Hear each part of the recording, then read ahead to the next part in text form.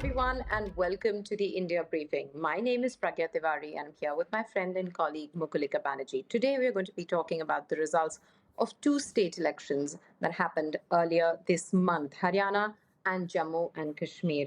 Mukulika, welcome and tell us why we are talking about Haryana and Jammu and Kashmir. So, Pragya, as you know, elections are a big deal in India. They're like carnivals. People look forward to them. And these two elections were especially important.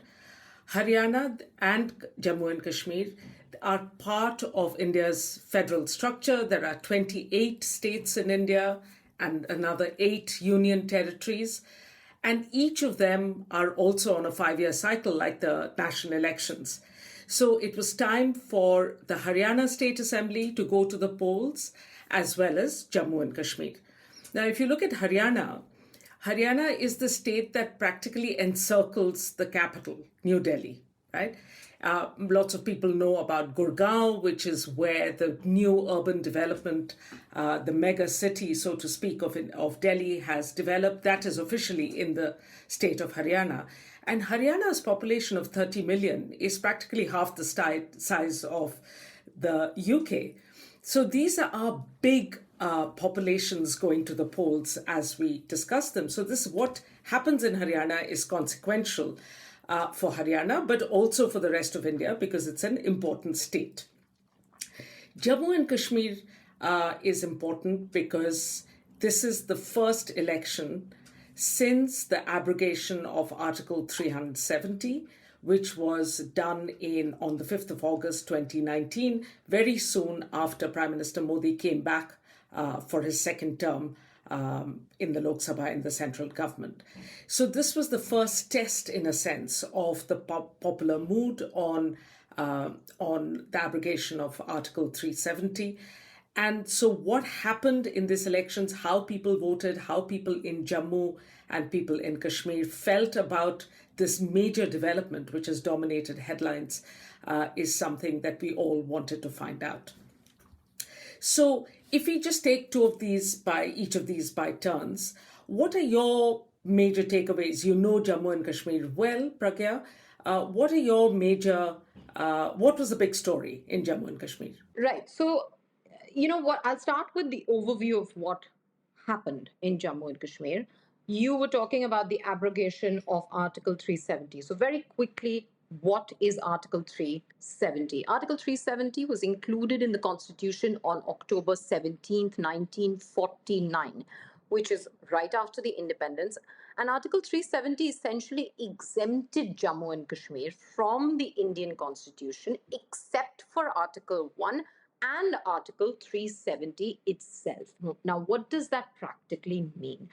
It practically meant that there was a confined list of subjects on which the central government could make laws that would apply to the state of Jammu and Kashmir. But for all other subjects, they would need the concurrence of the state government. Now, that's not how laws are made for the rest of the country. For the rest of the country, there are two lists, and a long list of laws are to be made by the central government, and once made, they automatically apply to the states. And then there is a concurrent list on which both the center and the states can make laws. Now, what that allowed Jammu and Kashmir, the governments in Jammu and Kashmir, to do was decide who is going to be a permanent resident of Jammu and Kashmir, decide who can own property, who can get jobs, who has reservation in jobs, and so on. Now, this was abrogated. This special treatment of the state was stopped in 2019. This, as you said, was the first election after the abrogation of 370. Now, it is also important to bear in mind that Kashmir has been strife-torn. India and Pakistan have fought any number of wars over territory in Kashmir, and the violence has been threefold. There's been terrorist violence in Kashmir. There has been state violence, state brutality in Kashmir, because it is essentially a state which you can call a sort of police state, a sort of army state, where the security forces have a lot of power because of terrorist activities. And finally, there's been local resistance, which has also been often brutally suppressed by the security forces. So, it's been a strife torn region for decades now. After the abrogation, the Supreme Court of India essentially said they asked the government that they should hold elections latest by September 2024, and that statehood should be restored. What do they mean by that? Now, Jammu and Kashmir used to be a state. It is the first state since independence that has been demoted to a union territory. What that essentially means is that there is a greater say of the central government in how it governs itself. All right. So, long awaited elections finally held in October 2024. Now, a little bit of background. For some decades now, two regional parties have dominated the elections, the state elections, particularly when it comes to Kashmir. First is the National Conference, founded in 1932 by the first elected Prime Minister of Jammu and Kashmir, Sheikh Abdullah. The party is now headed by his grandson. And PDP, founded in People's Democratic Party, founded in 1999 by Mufti Muhammad Saeed, who was a former congressman, and now it is headed by his daughter, Mehbooba Mufti. Both parties have aligned themselves with the BJP and the Congress at various points in their history. Now, it's really important to bear in mind that elections have not always been welcomed in Jammu and Kashmir. They've not been the carnivals that Mukulika was saying they are in the rest of the country, because they've often been boycotted. In fact, in 1987, it is widely believed that the elections were rigged, and that becomes the turning point for Kashmir. In fact, it becomes one of the key reasons behind the prolonged insurgency in the state. So, low level of trust in elections, massive amount of boycott, lots of security around elections, which has made it less than the kind of festivity that we associate with elections in the rest of the country. Now, what happened in these elections? The two major regional parties that I spoke about. Let's talk about the PDP first, the People Democratic Party. Now, the PDP was disgraced because it aligned itself with the BJP that eventually abrogated 370, taking away the special status that Jammu and Kashmir enjoyed. All right. Now, that led to a near decimation of the PDP. There was no chance in hell that the PDP was going to be able to come back from that, at least in these elections. The National Conference, therefore, was seen to be the front runner. But there was some anxiety because the National Conference has in the past allied with the BJP, or the alliance that the BJP is part of. There was some amount of anxiety that if we vote for the National Conference and the National Conference goes ahead and brings the BJP in through the back door by doing a post poll alliance, then we're back to square one. As a result of that, even though the National Conference was fairly confident that they can carry the election through on their own, they announced a pre poll alliance with the Congress Party.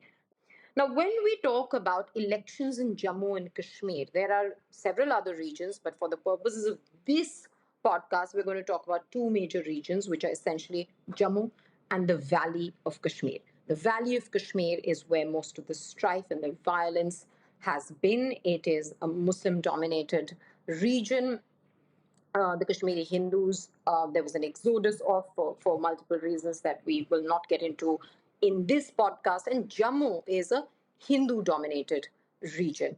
Now, Congress was given 32 seats by the National Conference in this alliance, and National Conference itself had 51 seats. This was the seat sharing arrangement. And in addition to this, they contested on 5 seats where both had their candidates, and it was a friendly contest. PDP contested 81 seats and the BJP contested 62 seats, only 19 in the valley because the BJP was fairly certain it's not going to do very well in the valley. And this was not unfounded. Pretty much the mood, the sentiment of this election was an anti BJP vote. If any candidate wanted to insult the other, they were called a BJP ally, that they are close to the BJP. If you wanted to discredit an independent candidate, you said it's a BJP proxy candidate. Now let's look at what results emerged. Congress won only 6 seats and one in Jammu. National Conference, unsurprisingly, took 42 out of the 51 seats that they contested, 7 in Jammu, PDP. Again, unsurprisingly, like I said, the party has been decimated due to its alliance with the BJP in 2014. They won only 3 out of the 81 seats that they contested. And the BJP won the 29 seats out of the 62 seats they contested. And of course, they won 0 seats in the valley. All 29 seats came from Jammu. All right. Now, what do we make of this election results? PDP and NC, I already spoke about. It was fairly predictable that NC will emerge on a very strong wicket, as it did, and the PDP would not do very well, as was borne out. Now, let's talk about the BJP and the INC very, very quickly. The BJP came in on a bit of a sticky wicket. Like I said already, the worst thing you could say about any candidate was that it was a BJP friendly candidate or BJP proxy candidate, which meant that the mood was pretty much anti BJP. The BJP had also lost. Not lost the elections, the parliamentary elections, but hadn't performed as well as it had. And the general perception was that it's losing its sheen, particularly Prime Minister Modi is losing its sheen. Now, Jammu, where they had their hopes pegged for a better performance, there was a lot of infighting, at least in the beginning, within the organization. So one was not exactly sure how they would end up performing even in Jammu. But they performed well in Jammu, and even though they won 0 seats in the valley, surprisingly, their vote share has gone up in the valley from what it was in 2014. Now, let's come to the Congress. Rahul Gandhi's popularity. Rahul Gandhi is the leader of opposition, the face of the Congress party, the legatee of Jawaharlal Nehru, who was India's first prime minister, his great grandson. They are of Kashmiri origin partly. I mean, Jawaharlal Nehru was a Kashmiri Hindu, and that is sort of a very strong identification factor for the Gandhi Nehru family. And Rahul Gandhi has emerged to be a popular leader, at least anecdotally. But despite his popularity, Congress performed very badly. It was a historic low. The NC had allied with it, and therefore it took some advantage of that alliance and won seats in Valley, but not as many as they should have. And in Jammu, where they should have supported the NC, they managed to get only 1 seat, which is a fall from the 5 seats they won in 2014. Now, what were the major election issues? Like I said, abrogation of 370 was top on everybody's mind. Why did 370 matter to people? Statehood gives them more say in how they govern themselves, but this is also about identity. Like I said, this has been a strife torn region, and sections of the people have been asking for the right to self determination for a very, very long time. This took away more of the whatever little sovereignty they felt that they had. But there was also a sort of practical aspect to 370. As long as 370 was there, the local government, the state government, could decide who is a resident, as mentioned earlier, in Kashmir and who gets the jobs. After the abrogation of 370, jobs have been opened up to people from outside the valley. Land is being allocated or being bought by people from outside Kashmir. And this becomes a very sort of poignant because of how high the rate of unemployment is in Jammu and Kashmir, particularly in the valley. Contracts are also going to outsiders after the abrogation in large numbers. So all of this has a bearing on unemployment. There have been allegations of corruption, notably by the former governor of Jammu and Kashmir. and nothing has been done about that.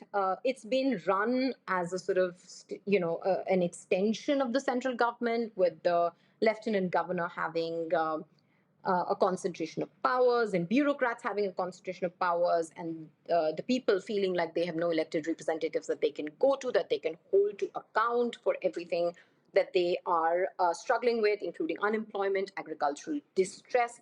Now, I've talked about strife quite a bit in this introduction, but as a natural extension of that, Jammu and Kashmir sees a lot of incarcerations, because there are anti-terror laws and attendant laws that make it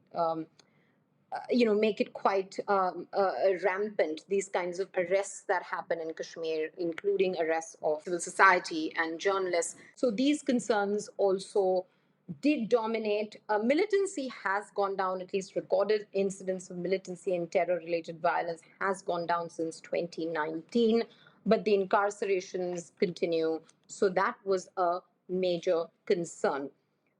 Final thing, the voter turnout was 63.9%. Now, that's lower than 65.5% in 2014. But given the history of Jammu and Kashmir, where since 1987 there was a sort of suspicion about elections, there's been sort of boycott of elections. This is a fairly high voter turnout. But what is more significant is the political participation, particularly in districts such as Sopore and Baramulla, which have been sort of the hotbeds of separatism and militancy. These districts would almost entirely boycott the elections. And this time around, if you went to these districts, you saw that some of that festivity that we see in the rest of the country. There were posters everywhere, there were election rallies everywhere. And the turnout in Baramulla, Sopore, these kinds of districts was the highest in 3 decades. That is a very, very notable fact. Now, before I go on to some of the thoughts I have on what happened in J&K, Mukulika, perhaps you could give our listeners an overview of what happened in Haryana. Thanks, Pragya. That's very comprehensive on Jammu and Kashmir. Haryana's story is, of course, a very different one. Haryana is a young state. It was formed, or relatively young. It was formed only in 1966. India became independent, of course, in 1947.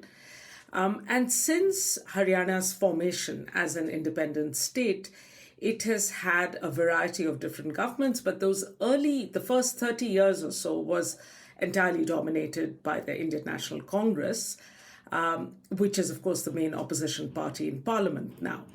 But in Haryana, Congress dominated those early years, and then in the last 10 years, since 2014, we've had a BJP-dominated government. In between, there have been a variety of different governments that have been formed by different political parties, including the Janata Dal, which was a party formed by an ex-Indian Prime Minister, VP Singh. So this time, what was at stake were a number of things. There was the Congress trying to regain a foothold in Haryana after being out of power for the last 10 years.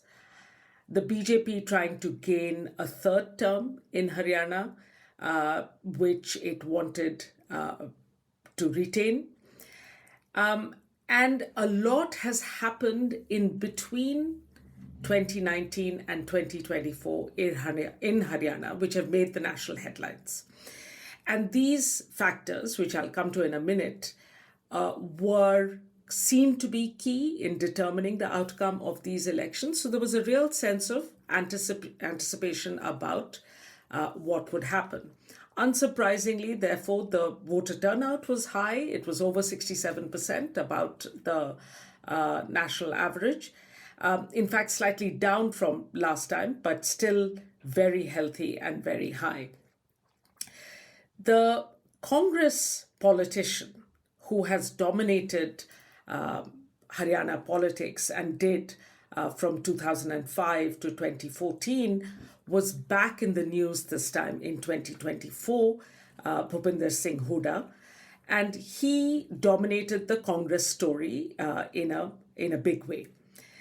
The BJP story was slightly more varied. The sitting chief minister was replaced 6 months before these elections. So that was before the national elections, even, which were held in June 2024. All of these were seen to be moves made by both parties, the Congress not only retaining its leadership, Bhupinder Singh Hooda, but actually giving all its 28 incumbents tickets again to contest the elections this time. The BJP, on the other hand, making changes, changing the leadership, and creating a different kind of campaign. Usually in state elections in India, which happen frequently, each on their 5-year cycles, Prime Minister Modi is the star campaigner. Regardless of who the local leadership is, Mr. Modi dominates all publicity. It's his face. He is the winning ticket for the BJP, regardless of where the elections are held. This time, there seemed to be a shift in strategy. Mr. Modi's face was not the most prominent one. Candidates and their names were put forward more prominently than they have in the past. So there was a real sense of anticipation about what was going to happen. Now, I promised to go over those three factors, which I think we should pay attention to because they were part of the suspense created by this particular elections. The first were the farmers' protests. Now, the Kisan Andolan, which again lasted for a year from November 2020 to November 2021, when farmers, largely drawn from this belt of Punjab, Haryana is close to Delhi, and therefore it was easy for farmers to march and protest to the national capital, but they were not allowed to enter. So they basically conducted a sit-in on the borders of Delhi for over 12 months, asking to be allowed in, which the central government were not willing to let them do. The reason for their protests: 3 new agricultural laws were brought in Parliament, which were seen by the central government's messaging to make agriculture more productive in India and give the farmers a better deal. The farmers saw it very differently. They saw it as a corporate takeover of farming and thereby causing even greater agrarian distress in India, which is already very high. At a very minimum, the farmers have always demanded an MSP, a minimum support price, for the crops that they grow. Officially, a number of crops are listed on this, but only paddy and wheat are offered this price, which makes it very difficult for farmers in India to grow more than just paddy and wheat, which have been an absolute disaster for the environment. So there were a number of factors why these 3 laws were seen very differently by the central government who introduced it, by the way, without any discussion in Parliament, and the farmers who would be affected by these new laws. So the protests continued. Over 600 farmers were killed. Basically, they were camping out in the cold and the rain and the heat of the national capital region. And in the end, in November 2021, the government backed down and took back these 3 laws that they had brought in, and the farmers saw this as a victory. So the mobilization in Haryana around these 3 laws had been huge, and a large portion of the farming population were either sitting in protests or being supported by people continuing to farm their lands or bringing them food and supplies and so on. So it had mobilized large parts of the state. The second big factor was what is called the Agniveer scheme. This was basically a scheme introduced again by the central government in 2022, which effectively made short service commission the norm rather than the exception for the Indian Army. It affects Haryana significantly because Haryana supports nearly 6% of the rank and file in the Indian Army. So it's a huge contribution from this one relatively small state in India to the army. And it was seen to make the guaranteed employment of the Indian Army now a precarious one. People were not guaranteed a lifetime employment in the army, but just 5 years. And again, there have been huge protests mobilized around it. The third significant one was the wrestlers' protest. Now, international audiences may have noted that the Indian wrestler Vinesh Phogat was denied her gold medal because she was a few hundred grams overweight in her category in the Paris Olympics this summer. But the protests by the wrestlers are an older one in India, where Vinesh Phogat, Bajrang Punia, and Sakshi Malik headed a nonviolent protest in the capital, in New Delhi, about very serious allegations of sexual misdemeanors by the president of the Indian Wrestling Association.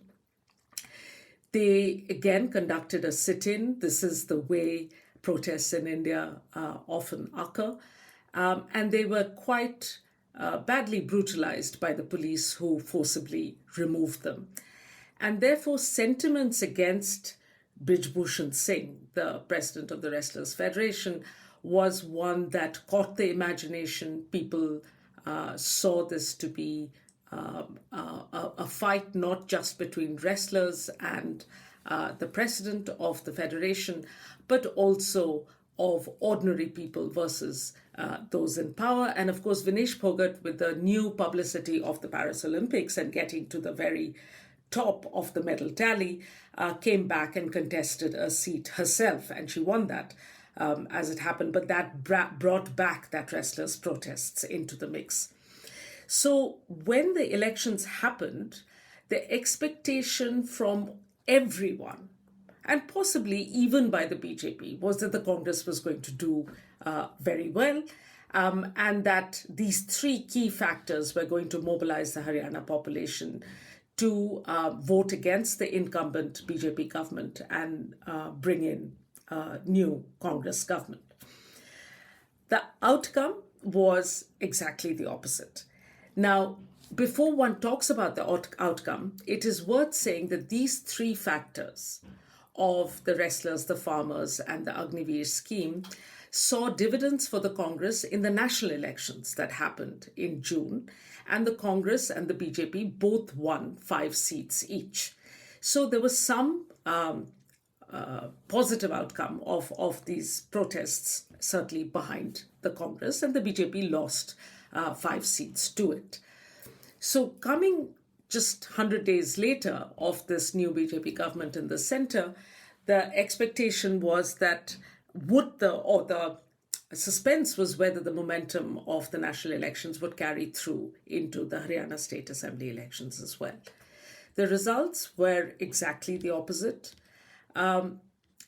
Congress did very badly, and the BJP romped home quite comfortably with a majority. It should be said, in the Haryana Assembly, there are 90 seats, and you need to win 46 seats in order to form the government.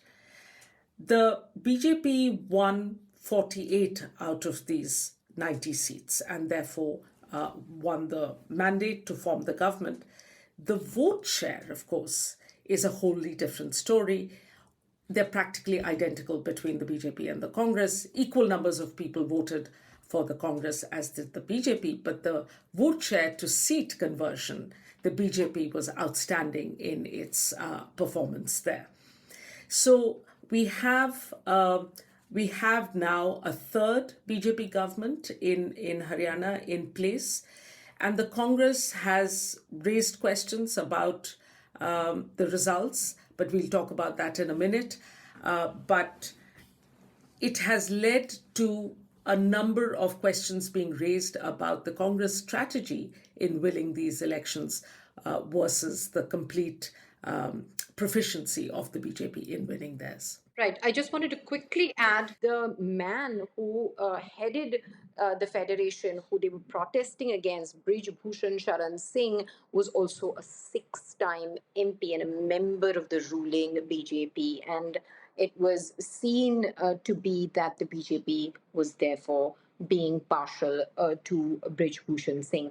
Now, just a couple of thoughts on what all of this means.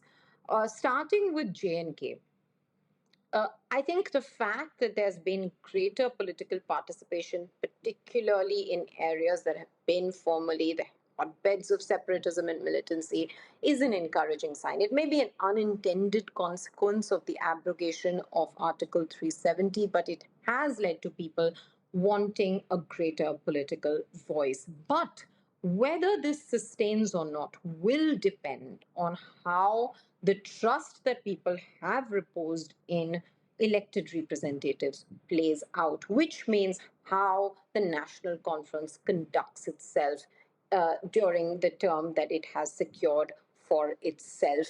But it also depends on whether the central government respects the federal structure and allows the state government to function um, as it wants to function in representing the people of Jammu and Kashmir, and this to a large extent will depend on whether full statehood is restored for Jammu and Kashmir, and further, if there is a free and fair discussion on the abrogation of 370 and whether it should be brought back. So watch this space when it comes to Jammu and Kashmir. Now, a couple of takeaways when it comes to Haryana.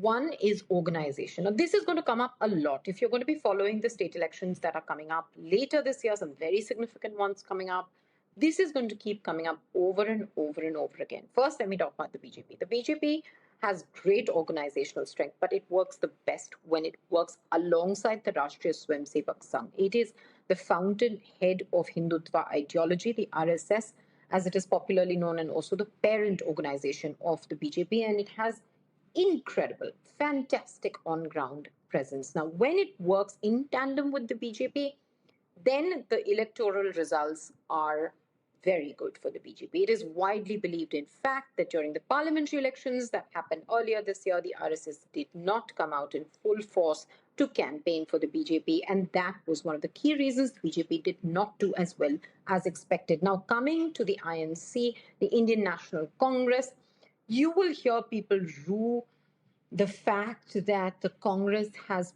poor organizational structure over and over again. How does this manifest? Taking the example of Haryana, there is a disconnect between what Rahul Gandhi seems to stand for and say and what the regional leaders of Congress represent. Now, that is not good news because Rahul Gandhi's popularity has been growing and the Congress could have benefited from it had there not been this chasm. The second is infighting within the organization. The major leaders of the regional outfits of the party end up fighting for who gets to decide the distribution of tickets. Now, remember, this is important because if you have a say in distributing the tickets, the MLAs eventually decide. The elected MLAs eventually, those who win, will decide who the chief minister is going to be. So, if you, as a leader of a regional party, are being able to decide who gets the ticket, you know if they win, they're going to support you. That leads to a lot of infighting, which happened in Haryana for the Congress. The central command of the Congress couldn't really put a stop to it, and this infighting was very public and very ugly. And finally, the lack of organizational structure on ground. Any number of district presidents were not appointed. They were just vacancies that remained vacant despite the fact that a big election was coming up. What happens as a result of that? You can hire outside third party companies to do surveys for you, but they can not make up for not having eyes and ears of your own on the ground. Now, this is something to watch out for: organizational strength in upcoming elections. That also brings me to the issue of caste. Caste is very, very complex in India and definitely very difficult to talk about in a relatively short podcast.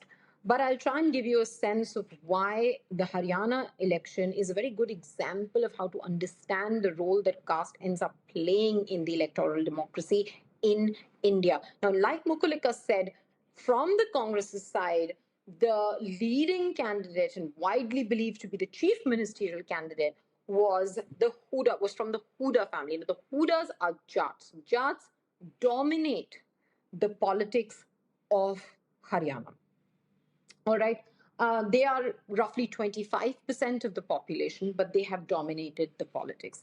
And the Jats have been sort of seen to be moving away from the BJP. They dominate politics.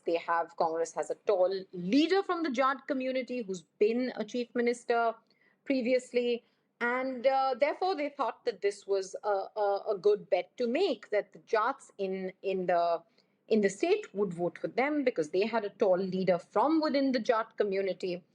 And this is an alliance they can stitch up with scheduled castes, who are also known as Dalits, from the state, as well as Muslims who wouldn't want to vote for the BJP given the ideology that underpins its parent organization. However, the BJP hedged its bets on the OBC community. Now, the OBC community is the other backward classes. Now, this is 35% of the state. Like Mukulika said earlier, they had replaced the chief minister just before the parliamentary elections in Haryana. They killed two birds with that one stone. One is that they kind of hit out against the anti-incumbency, but they also, the appointed chief minister was from the OBC community, and that entrenched them further in order to be able to secure the OBC votes. This they kind of backed up with their outreach within the OBC community. They stitched together a great alliance of different castes to be able to counter the Jat dominance. And INC, Indian National Congress, on the other hand, could not, even within the Jat community, even within the Dalit community, they could not consolidate votes.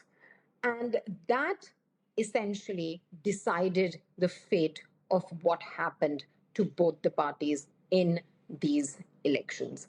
Now, this is, of course, a summary, but it's also how, in different manifestations, in different permutations and combinations, a lot of politics, particularly in North India, plays out and will continue to play out. Now, the Hindutva ideology would rather that Hindus vote as a bloc. They're 87% of Haryana. And this is the RSS's dream, that the Hindus don't vote along caste lines, they vote as a religious bloc. However, as one can see, that we are quite far away from that becoming a reality. And therefore, BJP's electoral success depends for now on consolidation of caste groups, as much as it perhaps, or perhaps more than it does, on Hindutva ideology's dominance or popularity within the voters. Those are my sort of top takeaways, Mukulika. What are yours? If I were to add two more to your two, I think there is an issue of how we predict electoral results and exit polls and the media discourse around how we predict what's going to happen. And the second thing is an issue that has been a chronic issue in Indian elections, which is about electoral integrity. Right? Let me talk about them separately. The first thing about exit polls. Exit polls are very hard to do in India for a number of reasons. There is fear of articulating what you really think. There is telephone connectivity. It is the manner in which these polls are conducted that are flawed. There are all kinds of problems. This time, it was very significant that not all the exit polls were aligned in predicting a Congress victory. And in fact, even other serious analysts, and as I said before, even some of the own BJP's own analysis was not very hopeful of a BJP win, which was effectively snatching victory from the jaws of defeat, it seemed like, when the results came out. what this, how one could link this to the caste story is that the Jats, Haryana politics is a politics of 36 different castes, right? And the Jats are one caste versus 35 other, but they are a dominant caste. They are a wealthy caste. Are they determining the popular discourse on what the media picks up, what people are hearing? They certainly dominated the farmers' agitation. It makes you think where that kind of caste dominance actually determines what people hear. And again, to link to that point you were making about Congress tactics and politics, it's quite interesting that the Congress made the caste survey of India, for instance, a major election issue in June 2024, right? And the reason why Rahul Gandhi has been quite consistent in asking and promising a caste survey if they came to power is basically once you enumerate castes in India, you realize that upper castes are in the minority. Right? The majority of the population is not a dominant caste, but the majority of opportunities and jobs and businesses are held by upper castes, right? So that survey will reveal a lot. So you could say that there is a social justice agenda to Rahul Gandhi's politics, at least, if not the Congress politics. But when it came to Haryana, there was a clear case of a Dalit leader, a woman, who people briefed against, and a video went viral in which she was insulted. And this created perhaps a narrative of, goodness, whatever the Congress may say about caste surveys, etc., in Haryana at least, if the Congress come to power, it basically means a re-entrenchment of Jat dominance. And this is not really going to change whatever the rhetoric might be. So there is a lesson to be taken here about politics in general, that you can get the message, you can pick up real issues, important issues, as the caste survey is, but unless rank and file, right down to the ground level, your workers believe and actually practice that kind of ideology and politics, you're not going to get traction for it. And clearly in Haryana, they did not get traction for it on the face of things by losing out on to their opposition, who managed to consolidate OBC and Dalit votes more effectively. So that's as much one can say about exit polls. The second takeaway is, like I said, a chronic issue. It comes up every time an election is held in India. There are serious concerns about electoral integrity, but we'll park that for a minute. What we should pay attention to here is that the day of the results, the Congress held a press conference saying they had noted irregularities in some EVMs, and that they would put out evidence within 24 hours in public, and people could judge for themselves. That evidence has still not come. But once it comes, we can have another discussion about it. It's not there at the moment. What they did claim was, and this is fairly technical stuff, but important, because what they said was, if an EVM, all voting in India is done through electronic voting machines. Now, when an EVM is being used to cast votes, it's going to slowly drain battery, right? They're all running on batteries. But what they noticed was there were some EVMs which even at the end of the day were showing 99% battery. And the ones with 99% battery life invariably had polled a majority of votes for the BJP, and they're asking questions about that. Apparently, this happened during the Lok Sabha, the national elections as well. We don't know. We have to, like we said, we have to look at that evidence. But perhaps importantly, we should put alongside this an important survey finding by the National Election Study conducted by Lokniti, a survey that we all use to understand Indian politics. And in the last survey, it showed that 1 in 2 Indians have serious or somewhat serious reservations about EVMs and their role in elections. Now, this is not to say, I personally have never been an EVM conspiracist. A lot of people believe that elections are being hijacked through somehow manipulating of these machines. I have waited to see any convincing evidence on that. But as somebody who's been watching and studying elections for over 20 years, one thing is clear, that when a population, electorate like the Indian voter, which votes in such high numbers and with such enthusiasm, is expressing its reservation about the electoral process itself, the conduct of elections, then the Electoral Commission, the Election Commission of India, which is the apex constitutional body, it has complete autonomy on paper to conduct elections in India. This is something true of India, which a lot of other countries don't have such a constitutional body to conduct elections. The Election Commission of India in this kind of scenario has some duty to the Indian electorate to assuage those fears, to reassure people that EVMs are not malfunctioning, that they are in fact reflecting the right vote. Some sort of evidence to confirm the results, the solution of having a paper trail of your electoral ballot cast being registered on a piece of paper, VVPAT as it's called in India, is something that a lot of people have suggested. All it takes is to just tally the paper trail with the electronic votes, and you've got your, you should get the results, should match, and that would reassure a lot of people. But these small steps that the Election Commission of India could very easily do, it hasn't done so far.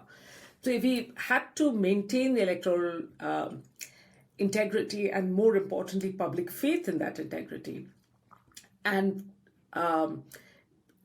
be able to counter the allegations that the Congress has sort of made in some form so far, we could probably do with that. Yes, absolutely, Mukulika. What you're saying is very significant, so significant that I feel like perhaps down the line we could dedicate an entire episode to talking about it, perhaps with some experts. We will see about that. Unfortunately, there isn't enough conversation about this, particularly in between elections and right after elections. There is sort of this tendency of people to dismiss allegations, saying that, oh, these are just sour grapes, and whenever Congress loses elections, it kind of brings up some conspiracy theory or the other about EVMs. But it would be important to bear in mind that one of the tallest leaders and who raised questions about the EVM was Lal Krishna Advani, LK Advani, who is perhaps one of the tallest leaders the BJP has ever had. And in 2009, he questioned the integrity of EVM. So this is a bipartisan issue. However, it does not play out in the discourse in a bipartisan manner. So thank you for raising that, and perhaps we can have a longer conversation on this down the line. For now, that is all from both of us. This is one of our earlier episodes. So if you're listening to this, we would be so grateful if you could send your suggestions, your thoughts, your feedback to tib@oijo.in. We would love to hear from you. What do you want more of? What do you want less of? And that will help us give you better content. That's it from us. Thank you for listening, and see you next time. Goodbye.